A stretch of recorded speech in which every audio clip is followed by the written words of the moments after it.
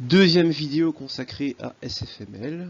Donc ici nous allons voir quelques petits exemples de code, histoire d'un petit peu comprendre comment cette librairie fonctionne. Alors, commençons par le plan général d'un code fait avec SFML. Donc l'idée c'est que dans votre mail, d'abord vous allez initialiser tout ce qui est initialisé dans votre mail. Ensuite, on va boucler. Vous voyez ici, on a une boucle. Et tant que la fenêtre est ouverte, on boucle. Et à un moment donné, on va fermer le programme, on va fermer la fenêtre visuelle, et dans ce cas-là, le programme va se terminer, mais il ne faudra pas oublier de désallouer tout ce que vous avez alloué dynamiquement. Et alors, à l'intérieur de la boucle, alors on procède toujours avec les mêmes étapes. On va checker les inputs. Première étape, est-ce que l'utilisateur a appuyé sur une touche du clavier, a bougé la souris, ou voilà. Sur base des inputs qui ont été faits, donc imaginons que le mec a appuyé sur l'espace pour faire sauter son bonhomme, on va mettre à jour l'état des objets. Le mec fait sauter son bonhomme. Alors je vais augmenter de 5 pixels la position en Y du bonhomme. Ok. Ensuite, on efface tout ce qui est à l'écran. On lit tous les objets qu'on veut afficher à la fenêtre. Et on affiche la fenêtre.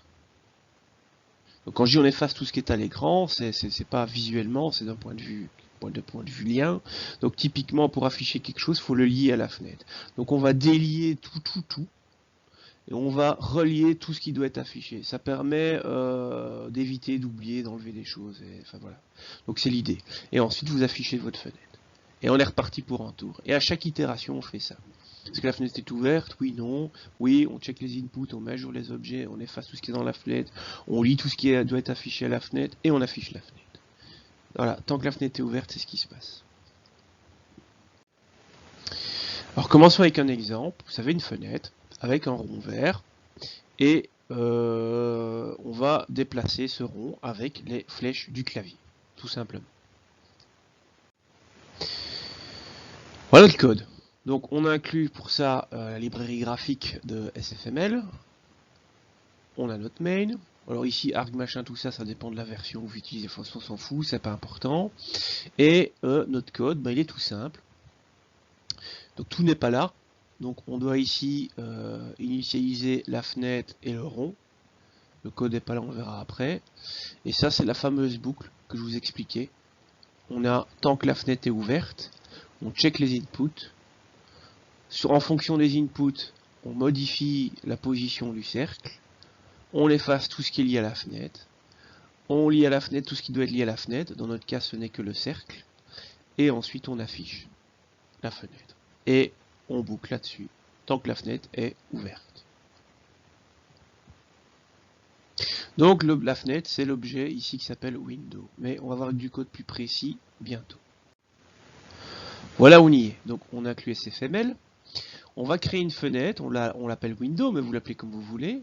Et la fenêtre de jeu, ça va être la classe RenderWindow, qui se trouve dans l'espace de nom SF, de SFML. Donc la fenêtre est de type RenderWindow, et pour le constructeur de la fenêtre, nous allons lui dire, voilà, ça sera une 400 par 300 pixels. Et ça, c'est le titre de la fenêtre. Donc là, on crée la fenêtre. Ensuite, à cette ligne-ci, on va créer un cercle. Donc c'est une forme de type, on va l'appeler shape, vous l'appelez comme vous voulez. Donc c'est une forme de type cercle qui aura un rayon de 50 pixels. Alors vous écrivez 50 tout court, hein. 50.f c'est pour dire que c'est 50 en float, mais c'est pas important, vous pouvez écrire 50, ça marche très bien. Ici on va prendre notre cercle, donc on l'a fait, vous voyez il n'y a pas de pointeur, on l'a fait de manière statique. Donc du coup c'est point, et appeler la méthode setFillColor pour dire qu'on le colorie en vert. On a notre fameuse boucle. Tant que la fenêtre est ouverte, on boucle. Les événements tapotés au clavier, on va les récupérer avec... donc ici, on va créer un objet event, donc de type event. Et on va boucler. Ici, on a une boucle dans la boucle. Et cette boucle va récupérer tous les événements qui ont eu lieu depuis la dernière fois depuis qu'on a créé l'événement, ici. Donc, all event, donc window, donc dans la fenêtre, il y a eu des événements. Et ces événements, on va les injecter dans l'objet event. Donc en fait, ce qui se passe, c'est que votre fenêtre, là ce qu'on appelle un buffer. Un buffer d'événements. Donc votre fenêtre est ouverte, j'appuie sur une touche, la touche droite. Donc j'ai mon buffer qui va recevoir une touche droite. Puis un peu après, j'appuie sur la touche espace. Ensuite mon buffer va venir mettre après la touche droite la touche espace. Donc dans mon buffer, j'aurai droite et puis l'espace. Puis je vais appuyer sur X, voilà, et puis je vais appuyer sur droite. Donc dans mon buffer, j'aurai ça. Et puis quand je vais appeler window poll event, je vais boucler du coup 4 fois. Il y a une fois où j'aurai event qui va valoir cette touche là, une fois où il vaudra ça, une fois où il vaudra ça, une fois où il vaudra ça. Et à chaque fois que je boucle, de mon buffer, de ma fenêtre, va dégager l'événement qui a été utilisé dans ma boucle. Donc à la fin de ma boucle while, quand je sortirai de ma boucle while, mon buffer sera de nouveau vide de ma fenêtre. Voilà. Donc, mon buffer d'événements, on va, du coup, pour chaque événement qui s'est passé depuis la dernière fois qu'on a appelé poll event, pour chaque événement ici, on va regarder, tiens, quel a été cet événement, en faisant un petit switch, et en regardant quel type d'événement on a eu. Typiquement, si l'événement c'est closed, ça veut dire qu'on a cliqué sur la petite croix de la fenêtre pour la fermer, et alors on va dire ok la fenêtre, tu peux te fermer avec window.close. Voilà, et ça va désactiver le isOpen et on va sortir de la boucle dès qu'on aura fini. Donc ça c'est l'idée. Maintenant, on a vu que dans l'exemple, on voulait déplacer le rond vert avec les touches du clavier. Et on aura ici comme event qui pressed pour vérifier s'il y a des touches qui ont été pressées. Puis il y a le code qui va agir ici en fonction de la touche pressée. Puis on sort de soi ici, on efface la fenêtre, on lit le cercle à la fenêtre et on affiche la fenêtre. Maintenant on va voir quel est le code qui vient ici. Donc si une touche a été pressée, on va regarder quelle touche a été pressée. Donc un switch dans le switch. Si c'est la touche droite, on va prendre notre shape et le déplacer de 2 pixels à droite. Alors, l'origine 0,0, c'est le coin supérieur gauche de l'écran. Donc ici dans mon PowerPoint, ça c'est l'origine 0,0. Donc quand j'incrémente X, je vais à droite, et quand j'incrémente Y, je vais en bas. Donc si on appuie sur la touche aller à droite, on avance de 2 pixels à droite. Si on appuie sur la touche left, on va de moins 2 pixels à gauche. Donc move va prendre la position d'origine et va ajouter ici 2 pixels en X et 0 pixels en Y. Move va prendre la position d'origine, va soustraire 2 pixels en X et rien faire en Y. Si c'est up, on met moins 2 pixels en Y, et si c'est down, donc vers le bas, on met 2 pixels en Y de plus. Donc ça modifie l'état de l'objet du rond vert. Là, il n'a pas encore bougé à l'écran. Pour qu'il bouge à l'écran, on efface ce qu'il y a sur la fenêtre, on lit le shape à la fenêtre et on affiche ce qu'il y a dans la fenêtre. Voilà, c'est l'idée. Et donc à chaque fois qu'on va appuyer sur une touche, on va bouger de X pixels la touche dans la direction qu'on voulait. Mais, ça, c'est le premier code pour comprendre facilement. Le problème, c'est que si vous exécutez ça, vous verrez que c'est pas une bonne idée d'utiliser l'événement qui preste. Parce que vous allez avoir le cercle, il va bouger un petit peu, puis il va plus bouger. Donc imaginez vous laissez la touche enfoncée. Donc vous mettez votre gros doigt sur la droite. Le cercle il va faire ça, il va bouger un petit peu, puis plus rien, puis il va se mettre à bouger petit à petit comme ça. C'est parce que c'est comme quand vous êtes sous Word par exemple, vous tenez une touche enfoncée, vous tenez J enfoncé, J va s'afficher, puis rien, et puis à un moment donné, J, il va se passer ça à l'écran. C'est normal, c'est une exploitation qui fait ça. Donc, pour votre jeu vidéo, c'est pas top. Et donc, on va faire autrement. C'est l'exemple 2.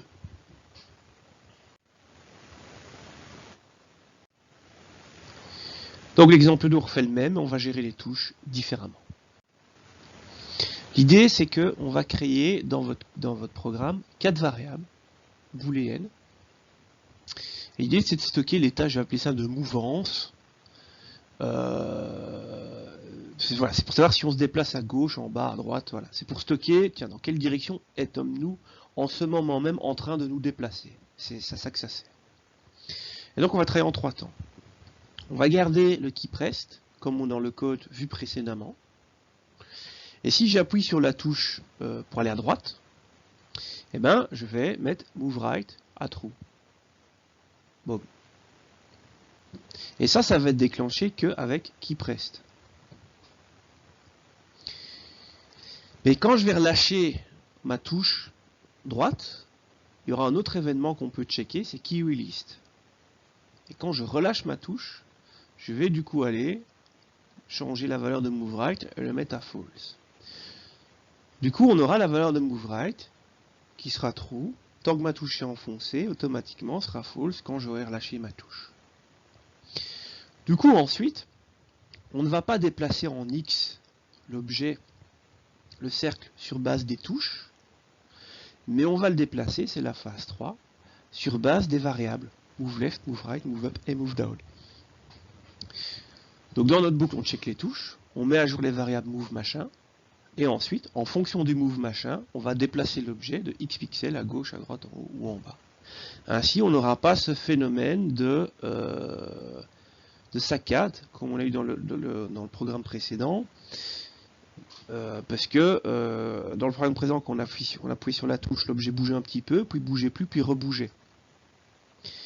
Mais là, on n'a pas relâché la touche en faisant ça. Le moment où l'objet s'arrêtait de bouger, notre touche était toujours enfoncée.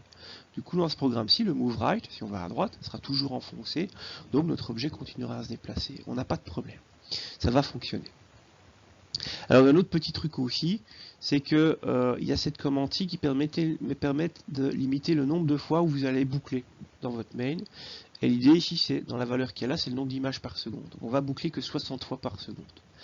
Alors, à quoi ça sert? Si vous dites que mon objet il avance de 2 pixels par itération, à 60 fois par seconde, vous savez que votre pixel avancera de 120, votre objet avancera de 120 pixels par seconde.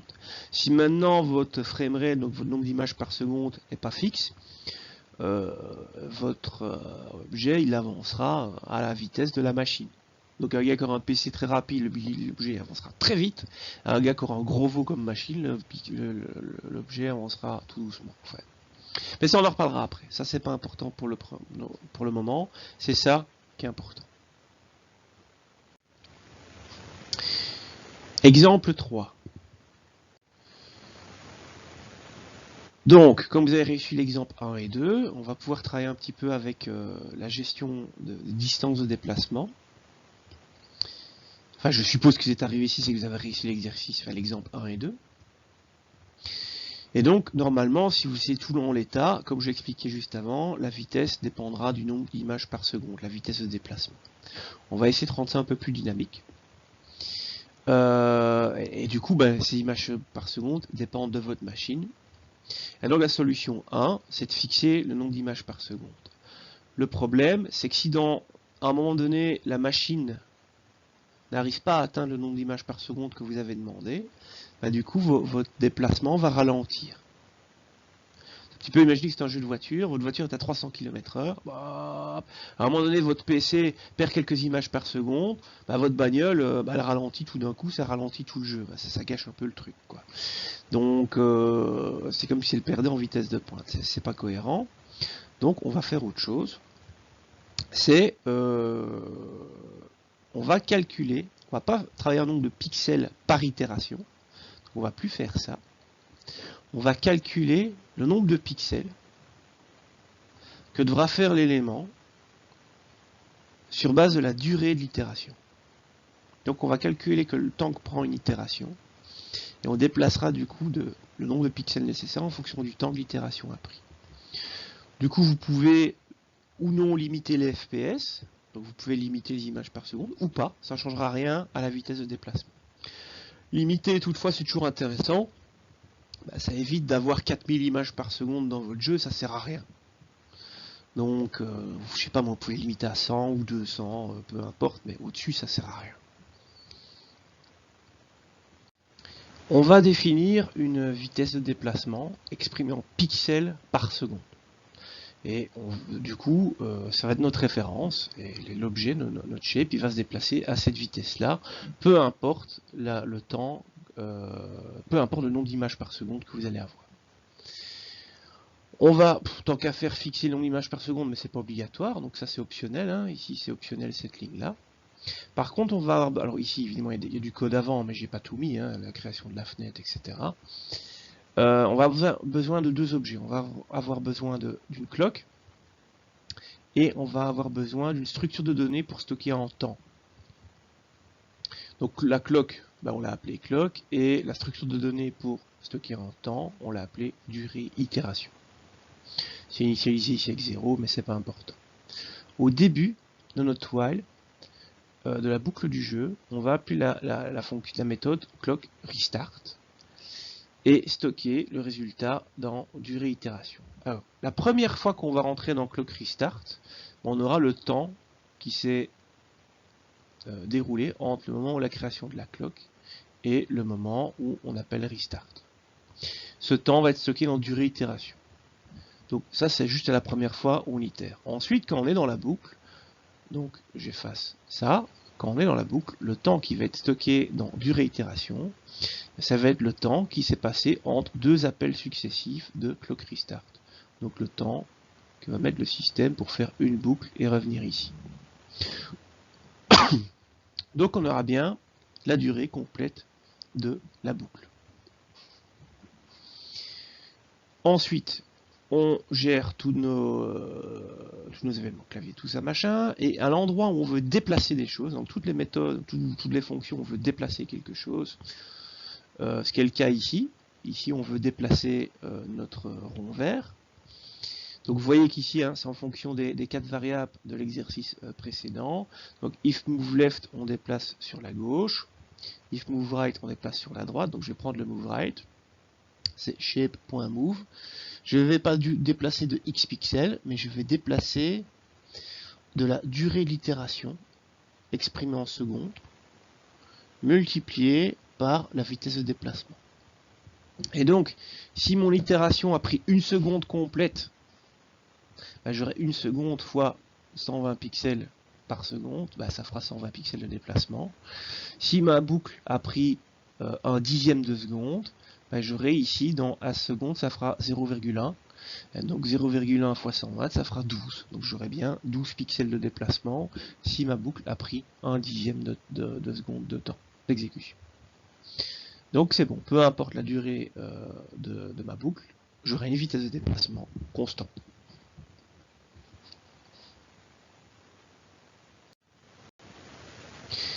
Exemple 4. Alors l'idée ici de l'exemple 4, c'est de vous montrer un petit peu les bienfaits de l'allocation dynamique, si vous n'étiez pas encore convaincu. Et pourquoi ce gars vous emmerde tout le temps avec des pointeurs? Eh ben on y est. Donc, vous pouvez toujours le faire sans, hein, mais vous risquez de pleurer. Je me rappelle, il y a une année, un gars il a fait essayer de faire un jeu comme ça sans pointeur, sans rien, en C++. Après 4 jours, il s'est dit, ah bon, je crois que j'ai perdu 4 jours. Bah ouais. Donc il a eu un peu de difficulté. Donc, on va rajouter la fonctionnalité à l'exemple précédent, c'est que quand on appuie sur la barre d'espace, on va créer dynamiquement un nouveau cercle. Et du coup, les commandes de clavier permettront de bouger ce nouveau cercle. Et les précédents restent fixes. Et donc, on va pouvoir créer autant de cercles qu'on veut, et bouger toujours le dernier qu'on a créé. Donc, qu'est-ce qui change? Eh bien, on va créer un vecteur. Voilà, on va créer un vecteur. Donc, on a vu les vecteurs, c'est bien, c'est des tableaux où la taille peut changer. Et je l'ai appelé ici mes objets. Et c'est un vecteur de quoi? Et c'est un vecteur de pointeur de drawable. Alors, il faut savoir que un triangle, je ne sais pas s'il y a un des triangles en SFML. On va prendre un cercle, sachez que ça existe. Voilà, hop. Un cercle. Carré, une image, ce sont des objets. Ce sont il y a ces classes-là. Et je ne sais pas exactement tout l'arbre, hein, mais par cœur comme ça de mémoire, mais je sais que ça, le cercle et le rectangle, ça hérite de shape. Ce sont des formes. Et donc cercle, c'est un enfant de shape. C'est une sous-classe qui a comme parent shape. Et shape et les images, il y a peut-être d'autres classes intermédiaires, je ne les connais pas forcément, mais au final, héritent d'un truc qui s'appelle drawable. drawable. Voilà. Et un drawable, bah, c'est quelque chose qui peut s'afficher à l'écran. Du coup, comme dans votre programme, à votre fenêtre, vous liez tout ce que vous voulez afficher, en fait, vous liez tout ce qui est drawable. Et donc, ça peut être intéressant de faire un vecteur d'objet qui est un pointeur de drawable, ce qui veut dire que dans ce vecteur, vous allez y mettre tout et n'importe quoi. Tout ce que vous voulez afficher à l'écran, peu importe le type, vous allez pouvoir le taper dans le vecteur mes objets. C'est ça l'idée. Vu que tous ces trucs-là héritent de drawable. Ah, c'est beau le C++. Donc, on va créer notre cercle. Mais comme j'aime bien vous embêter, nous allons travailler avec un pointeur. Donc, le cercle courant, c'est un pointeur. Comme on va créer dynamiquement des cercles, le cercle courant sera un pointeur qui va pointer vers le dernier cercle qu'on a créé. Donc il doit changer d'adresse régulièrement. Donc si vous voulez travailler avec des références, une référence c'est fixe, donc c'est mort. Avec du statique, c'est mort aussi. Donc vous n'avez pas le choix, allocation dynamique, pointeur. Ensuite, notre cercle courant, on va quand même le créer. Donc new, shape, 50 pixels. Ok. On va le mettre en vert. Et on va stocker son adresse dans notre vecteur. Voilà. Donc on a un vecteur qui contient une case, qui contient l'adresse, qui est la même contenue dans le cercle courant, qui pointe vers notre cercle vert. Alors on a notre fameuse boucle là, comme d'hab, on a le truc avec les événements, tout ça machin, et la clock, la structure pour le temps, peu importe. Et dans les événements clavier, on va rajouter la touche espace. Et que va-t-il se passer quand on appuie sur la touche espace? Et notre cercle courant, on va écraser l'adresse qu'il y a dedans. On s'en fout parce qu'on connaît cette adresse, elle est stockée dans notre vecteur mes objets. On crée un nouveau cercle dynamiquement. Et donc ce nouveau cercle, l'adresse va être stockée dans le cercle courant. On le met dans une couleur verte. Et tant qu'à faire, on rajoute son adresse dans le vecteur mes objets. Du coup maintenant, cercle courant, ici, ne pointe plus vers l'ancien cercle, mais pointe vers le nouveau. Du coup, quand on va toucher au clavier à droite, gauche, machin, tout ça, on va bouger le nouveau cercle. Voilà. Alors, comme d'hab, on efface la fenêtre. Cette fois-ci, il y a potentiellement plus qu'un cercle à afficher. C'est pas un problème. On n'a qu'à boucler sur tout ce qu'il y a dans le vecteur mes objets et envoyer à la méthode draw les objets. Alors, je rappelle que mes objets, c'est un vecteur de pointeur. Donc quand je vais dans mes objets crochet i, je vais à la itième case du vecteur mes objets, mais qui contient une adresse. Or, cette saloperie de fonction draw, comme elle a été faite pour attirer les javassiens, ne veut pas de pointeur. Elle veut qu'on lui donne l'objet. Donc il faut rajouter astérisque ici devant. Vous savez, le monde sans les javassiens, les C-sharpiens et les pythonsiens, il serait vachement plus cool en C++. Mais bon, malheureusement, c'est comme ça. Voilà. Donc, bien savoir quand vous travaillez avec des adresses ou des objets. Et donc, du coup, ici, vous allez pouvoir lier à votre fenêtre autant d'objets que vous voulez, tous les objets que vous aurez mis dans votre vecteur mes objets, que ce soit des cercles, des carrés, des images, ça va passer. Et alors là, on affiche la fenêtre. Par contre, petite rajoute, une fois que le projet est fini, qu'on sort ici de la boucle while à cet endroit-ci, il ne faut pas oublier de désallouer tout ce que vous avez alloué dynamiquement. Donc de nouveau, on va reboucler tout sur tout le vecteur et effacer. Alors ici, c'est un bouclage à rebours. Il y a plusieurs façons de faire. Mais ici, on va effacer l'adresse stockée dans la dernière case du vecteur. Et ensuite, je supprime cette dernière case du vecteur. Du coup, quand je retombe dans cette boucle-ci, j'efface la dernière case et je supprime la dernière case. J'efface la dernière case, je supprime la dernière case. Ainsi de suite, à un moment donné, il n'y aura plus de cases. Voilà. Sinon, on pouvait faire autrement, mais ça c'était... Je sais pas pourquoi j'ai fait ça comme ça, c'est un peu tordu, mais ça marche. Voilà. Donc, retenez bien, tout ce qui s'affiche à l'écran hérite de drawable, de manière directe ou indirecte. Et donc, un petit vecteur de drawable, c'est super pratique pour mettre à jour votre affichage. Quelques conseils. Alors, au niveau de votre projet que vous allez devoir réaliser, La première étape, elle paraît évidente, mais elle est quand même cruciale, c'est de fixer vos objectifs. Ce sera important, enfin vous aurez un briefing un petit peu plus tard, mais ce sera important de fixer les objectifs que vous devez obligatoirement atteindre. Si ceux-là ne sont pas atteints, pas bien pour l'évaluation. Ensuite, l'objectif secondaire. Si vous arrivez à réaliser des objectifs secondaires en plus obligatoires, ça fait plus de points. Donc, il faut quand même en fixer. Faut pas déconner non plus, parce que vous n'avez pas non plus 6 mois pour faire votre projet. Ensuite, concevez la structure de votre code. Quand je dis concevoir, c'est pas programmer, hein. C'est faire, dire qu'est-ce qu'il y a comme classe, comment interagissent elles ensemble, qu'est-ce qu'il y aurait comme méthode, etc. C'est pas l'algorithmique qui est dans les méthodes.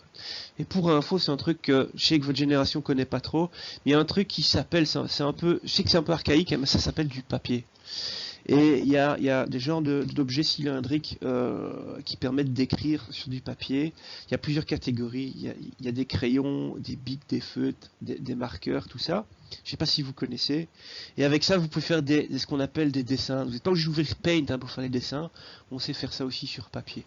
Et donc, ça peut être pas mal pour concevoir un truc. En tout cas, par expérience, je sais que ça va beaucoup plus vite de faire des croquis sur papier d'abord que d'ouvrir Photoshop, pour info. Maintenant, vous faites ce que vous voulez.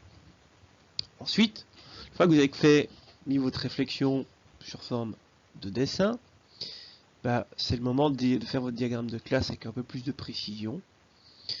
Et ce qui est important, c'est de faire principalement les points H.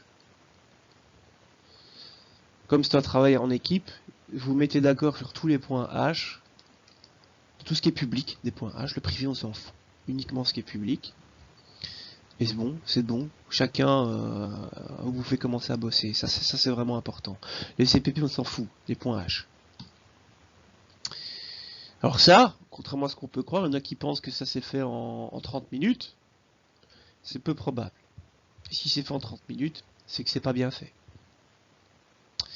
Et ensuite, il faut répartir le travail. Alors il y a plusieurs façons de faire. Moi j'ai mon truc, je vous le donne, vous n'êtes pas obligé de faire comme ça. Il y a toujours, les équipes sont rarement, enfin, des fois elles sont homogènes, mais des fois elles sont hétérogènes, et un truc qui peut être bien, c'est qu'il y a un responsable de la plateforme, c'est celui qui soit responsable de la structure du jeu. Donc du fait que les choses fonctionnent, qu'ils misent ensemble, une fois qu'on colle tous les morceaux ensemble, ça marche. Ça c'est le profil, ça doit être le gars sérieux, quoi. Et le plus sérieux des deux, généralement c'est ça qu'il doit faire. Donc le menu, la mécanique du jeu, les interactions, tout ça. Et l'autre, l'artiste, le plus artiste des deux, c'est lui qui va être responsable des entités, donc du fond, du contenu.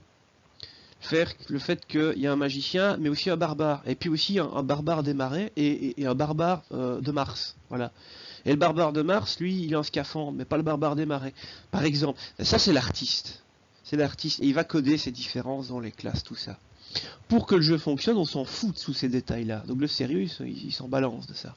Par contre, l'artiste, pour lui, c'est important, parce que, allez, faire un barbare de Mars sans scaphandre, il n'endormirait pas la nuit, ce gars-là. Donc, c'est lui l'artiste.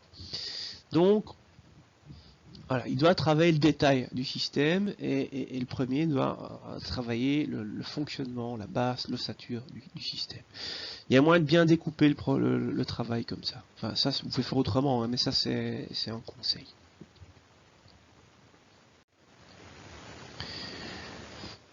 Ensuite, un autre conseil, c'est les ressources. Donc, imaginez, vous avez à l'écran, je sais pas moi, 17 missiles. Ok, il y a 17 missiles à l'écran. Et ils vont tous péter en même temps. Normalement, si vous codez comme un débutant, vous allez charger 17 fois l'image en mémoire. Et bouger 17 images différentes. Enfin, voilà. Normalement, si c'est la même image qui apparaît 17 fois à l'écran, vous le chargez qu'une seule fois en mémoire. Tout comme le son, vous le chargez qu'une seule fois en mémoire, si c'est le même son, qui doit se lancer 17 fois. Donc, si vous avez 10 ennemis qui visent la même texture à l'écran, vous devez ouvrir le fichier qu'une seule fois, car en SFML, les ouvertures de fichiers, c'est un peu lent. Du coup, autant faire ça comme ça. Et pour faire que 10 images accèdent au même fichier ouvert en mémoire, oh tiens, des pointeurs, c'est étonnant. Donc vous coderez ça quand vous en aurez besoin, mais ça sera important. Et si vous voulez aller jusqu'au bout des choses, ça peut être intéressant de créer des classes dans votre programme, qui ne sont pas des classes liées au jeu, mais qui sont dédiées à la gestion des ressources. Typiquement, une texture manager qui va s'occuper de charger les images une seule fois, et de renvoyer l'adresse de ces images si nécessaire, ou sound manager pour le son. Ça se fait. Un autre truc aussi, c'est il y a quelque chose à éviter, c'est ça. Faire qu'une classe connaisse une autre classe et que cette classe-là connaisse l'autre classe. Donc include avion et include tank. Typiquement en C++, c'est une catastrophe. Il y a moins de bidouiller pour que ça marche, mais voilà, c'est pas évident. Le mieux, c'est de travailler, de passer par soit ceci. Tank et avion sont des unités. Et donc si tank doit communiquer avec avion et avion avec tank, tous les deux ils incluent la classe unité. Donc autant communiquer via des méthodes présentes dans la classe unité. Et s'il y a du polymorphisme, il fonctionnera, il n'y a pas de problème. Comme ça, ils ne doivent pas s'inclure mutuellement. Parce que l'inclusion mutuelle, c'est une catastrophe. Du coup, vous n'avez pas besoin de ça. Le fait qu'ils héritent d'une classe commune, ils pourront communiquer les uns avec les autres. Ça, c'est un premier truc. Un deuxième truc, ce que vous savez faire aussi, c'est dans votre jeu avoir une super classe qui va gérer le jeu. Ça, c'est possible. Un exemple. Il y a plusieurs unités à l'écran, et il y a le tank 43, la super classe demande à tank 43, qu'est-ce que tu veux faire, tank 43? Tank il dit, moi, je veux rien faire, je glande. Grève, ok. Tank 44, tu veux faire quoi? Ah, j'ai vu l'avion 18 passer, il a une sale tronche, je vais lui tirer dessus, ok. La super classe, ok, toi aussi t'as une sale tronche, tu l'as loupé, ok. Tank 45, qu'est-ce que tu veux faire? Ah, l'avion 77, c'est un ennemi, je tire dessus, ok. Cool, tu l'as touché, et avion 77, tu viens de te prendre 60 points de dégâts dans les dents. Puis l'avion 77 répond, fichtre, avec mon armure, ça fait plus que 40 points de dégâts.